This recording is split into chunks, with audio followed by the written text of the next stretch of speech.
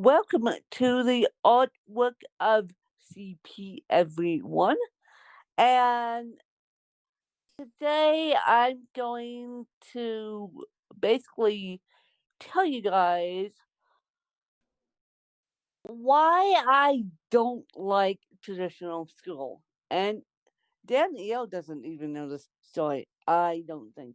You guys know I've been a special ed kid slash a special ed adult all my life. I've had cerebral palsy for 33 years. Yikes, that's a little scary. But I have been in special ed all my life, um, even with my first degree and now my second degree, which will be in journalism. And then I'm unschooling myself and going a different route in the journalism field. And I have decided already I will not go into TV journalism, broadcasting journalism, broadcasting journalism, and then I will not go into newspaper journalism. I will stick with the disabled, raising awareness for the disabled, raising awareness for those in the education field because they need a lot of help this year in particular. And then this year being 2020, and those who are caretaking for the disabled. Those are going to be my three niches. But the reason why I don't like traditional school, well, I shouldn't say that because I'm in traditional school, but the reason why I don't like the structure of traditional school, the reason why I like the concept of unschooling, where you give a person a project and you say to them, go Google this. Let's say you give a person a project to look up recipes and help you or the person that I'm caretaking for cook. And so I know I mentioned at the beginning of all this monkey business that you need to keep a schedule, you need to keep yourself organized, to keep yourself sane, and you need to come up with different projects. And now, for those of you that want to talk to me about unschooling, be my guest and talk to me about unschooling because I know a lot of states going virtual this year. And those of you who have not homeschooled your kids ever before, I am offering my assistance to help you guys in the state of Colorado primarily, but we could do it. We could all do it virtually now in the state of California, in the state of Florida, in the state wherever you guys are. You guys could meet with me about my educational background. But yes, and I'm surviving math class. For those, for those of you who knew that I am, well, I'm going to say in my second week of a math class because I'm getting to the point where I asked for help and help came. Help came in an odd way. I asked uh, my tutor who helps me with English stuff. I said, do you really want to help me with this math class? And she goes, I will if I have to, kind of begrudgingly. And I'm like, ugh. that makes two of us. And so I'm like, okay. And then she goes, well, I'm going on a hiking trip, so I can't really help you. And so then I get a call out of the clear blue sky from vocational rehab. For those of you that don't know, vocational rehab is a blessing and a half because they're not only helping me with studying, they're paying for my schooling, and they have been for quite a while now, and it's like a blessing and a half.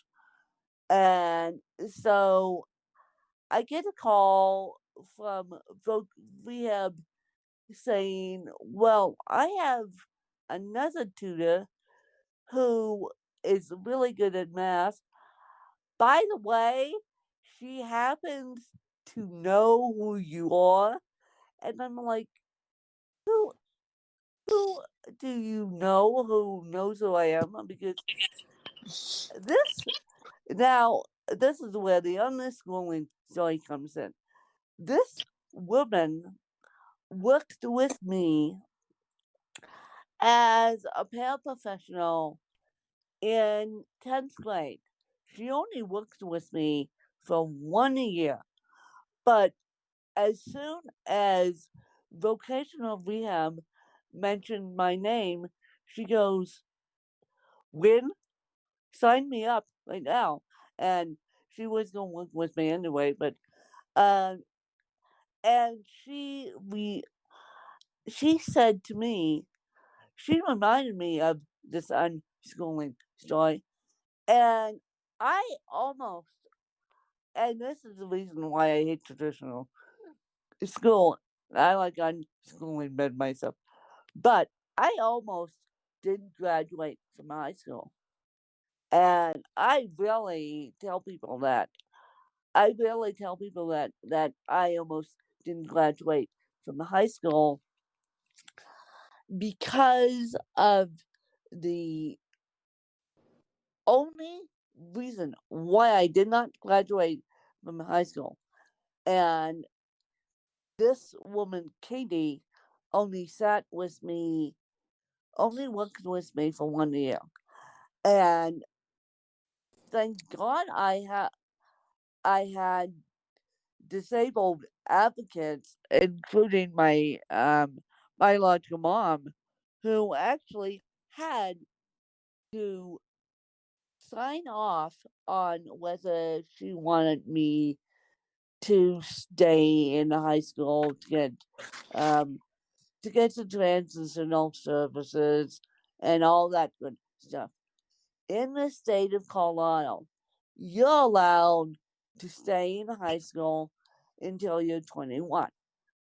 Now, granted, if I would have done that and didn't have life experience before my mom died, thank you very much, because looking back on it, if I would have stayed and done the transition services period, I would have been done with high school when I was 23 years old, and then had and then I lost my mom. I would have been a mess on the ground. You think I am a mess on ground after I lose my dad? Imagine if I did the transitional services and then lost my mom right after graduating high school, right after finishing high school as late as I would have finished. And so I am just saying that is why I do not like. I will do traditional school to get my journalism degree, and then on the school myself, and then I'm potentially going back for a house coaching degree. But after I get my journalism degree, I'm going to unschool myself and just do research projects on my own because since that happened, people know that I didn't need transitional services, nor did Danielle. People know that we are independent women. We like to do stuff on our own. We don't like to, I don't know about Danielle. We don't like to be told what to do. We are so out of the box. I'm glad she's laughing at I'm glad she's laughing at me at 6:45. So we are so out of the box that it's like putting a round peg into a square hole. I mean, we are so out of the box that it's like, okay, you tell Danielle or Lynn what to do. We listen, we listen twice and then beg to our own luck. We may, and my stepmom gets mad at me all the time.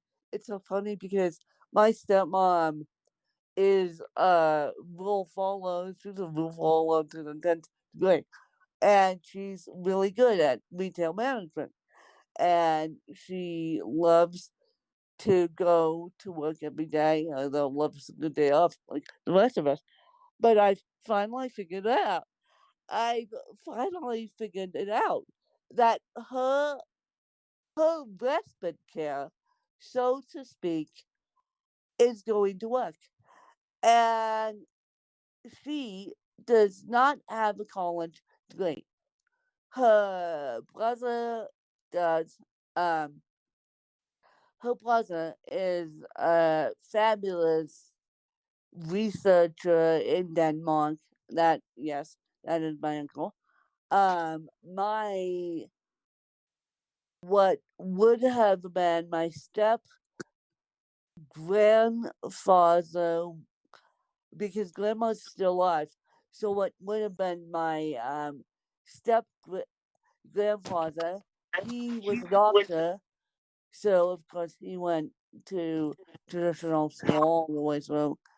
And so, and Juliet, my stepsister, is a communications major.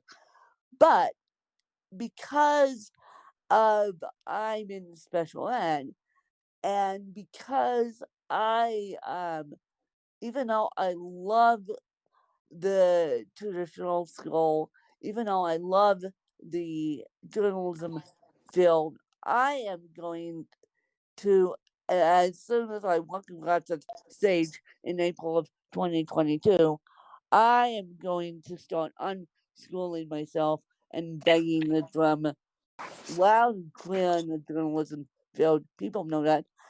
And so people have said, when you're strong willed, you will get what you want.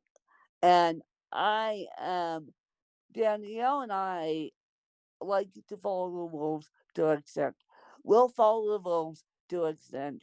We will wear masks, literally and figuratively, to an extent. But when you push us, we push back. And so be careful with us, because when, and then there's laughing at me, because when you push us, we push back. And so I don't do it so much anymore because I live with my stepmom. But for a while there, and I just figured out why I was such a rebel rouser and couldn't control my emotions. I was and needed people that knew me really, really well inside of me, and I I really I really have figured that out over the past couple weeks. And this is why I don't like following the rules. And I don't like the traditional methods of school nowadays, now more than ever. But I really have figured it out. It's because I was abused and put told you got to do this, you got to do that, you got to do this, and the abuse lasted um, 2 hours. 2 hours. Um, yeah, from no, it lasted. I started getting abused. My abuser and her witness came out here on the 20 on the 20 on the 19th of June. They came out here on the 19th of June and they started abusing me the moment I got in that car. The moment by the time we got in his car, by the time we got into the to the bottom of my driveway and top of my driveway to the bottom of my driveway takes about 10 minutes. The abuser started jabbing me, jabbing me for having a disability. And the witness, I finally figured out, the witness fed off what the abuser was saying. The witness fed off what the abuser was saying. And so that's why I spent half of last year in tears, and my stepmom keeps saying, I'm sorry they abused you, I'm sorry they abused you. Well, what happens is once a person is abused, and why this has to do with unschooling, because the abusee doesn't trust people. So when a teacher says you got to follow the rules, um, when a teacher says you got to follow the rules, or anyone says you have got to follow the rules in me, that's when the rebel elder comes out in me, because they don't, those who know I've been abused, those who witness it, know to treat me as, now granted, I'm 33 years old, but they know to just give me compassion and love. And I had my, now my disability has gotten bigger because of because of me going on a business trip and me lining up. But at at the time I got abused, and someone asked me yesterday publicly, they said, well, would you go back into education? And I said, there is no way on God's green earth I will go back into education, because I need to beat my own drum. I will follow the rules to an extent, but give me and my mom thinks it's funny. Every time I say this, I will say it until the day I die, give me 24 hours to process bad news, good news, okay news. Let's say if you say something to me, give me 24 hours to process it. And then I'll come back to you with a response of let's do this, or there's no way I'm going to do this. I'm not doing that. And so the fact of the matter is, and I've spoken about this before. I've spoke about this before, and I even spoke about it on a Facebook video. The fact of the matter is, because my stepmom had to go to work with me when I was doing my professional interview, and she knew that the professional interview was happening because she got called before I did. I was the last person to go in to a adult protective services. My aide was the first. My stepmom got called at work before my aide went in. They told her what was up. Um, my mom agreed to it. My stepmom agreed to it because she knew what was going on. And my abuser thought and still thinks that we all had all blinders on and we weren't aware of what's going on. And to this day, I've been told by adult protective services that my abuser thinks she did nothing wrong. And on the other end, her witness is sorry and um, wants to make it up to me, but I won't speak to a witness until she says I'm sorry. But when it comes to schooling, I have decided, number one, I thrive in online schooling. I like to work alone.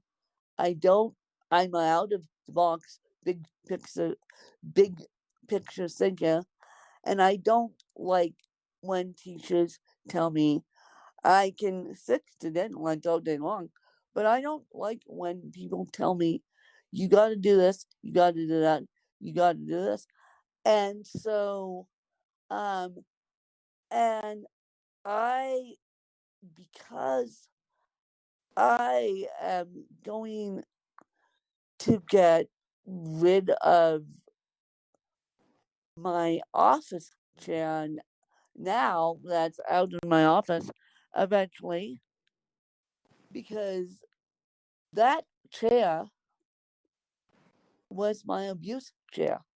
Believe it or not, they rolled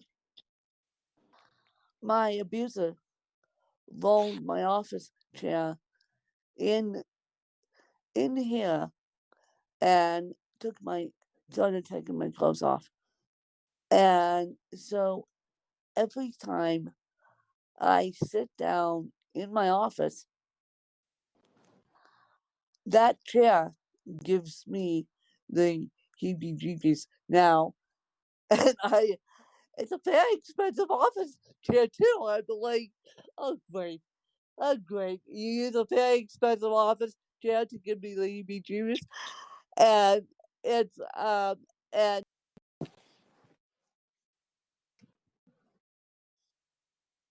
the office chair. Sorry about that. My messenger audio went nuts. She's the one that didn't give me the office chair. It was my uncle and grandmother that wanted her to fly, by the way. And so I'm like, great, who am I going to give for this office chair to? Because I need a new office chair due to that one gives me the heebie jeebies. And so when, so that's why I am seriously, I like traditional school. I just like to do traditional school with help on my own. And so that is why I'm not going back into education, because education would be number one, unsafe for me to go back into. Number two, because of my past history of being abused, I don't like when people tell me what to do. And so after I get my journalism degree, I am going to unschool myself, and then I'm going to get a health coaching degree or a creative writing degree. I haven't decided which my master's is going to be in yet, but I will unschool myself and just bang the drum for the disabled and teachers, and then I will just bang the drum for the caregivers, like, because like I said, my stepmom, and she really loves her work, and she's really good at what she does. She could sell ice to an Eskimo if we're not careful. But my stepmom said to me something which I'll get into next week on both Ask When and the Artwork of CP, because it's time for another update. I'll give you guys a mini update, and then once things come more clear, I will give you guys a bigger update. So mini update comes first, and then big update comes second. And so she made something clear to me on Friday, July 17th, and I have figured it out. I once once she put the the missing puzzle piece in my head. I'm like, aha, I figured something out, which I will tell you guys next week. But that's my unschooling story, and I'm sticking to it. Danielle, do you want to say anything else? No, so, so, uh, uh, Thank you guys for following us. And with the mini update next week, I'm going to ask you guys to do me another favor, and because content creation is how I'm going to make my living, along with my multi-level marketing, along with my journalism.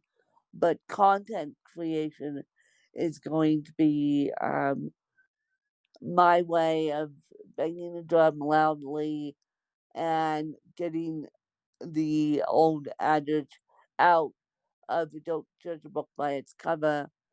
My way is going to be schooling you guys, literally schooling you guys in a different capacity about cerebral palsy. And I just hope you continue to join Danielle and I as we school you guys on what it's really like to have CP.